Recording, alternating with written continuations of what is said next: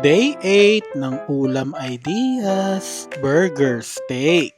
Budget meal lang to pero masarap. Ito pala yung ingredients natin. Tara, luto tayo. First step, iprito natin tong CDO ulam burger. After nyan, gawa na tayo ng gravy. Ilagyan natin ng mushroom, onion, at garlic. Igisa lang natin to saglit. Then ilagay na natin yung slurry. Tubig yan na may onting flour. Pag medyo malapot na, lagyan natin ng toyo. Yan yung nagpapabrown ng gravy natin. Then lagyan natin ng chicken powder, pamintang durog. Then hanapin na lang natin yung consistency na gusto natin. Kulang pa sa lapot kaya dagdag tayo slurry. Yan, ito okay na to. Magprito naman tayo ng 2 itlog. Pang! Finish na ang ating burger steak.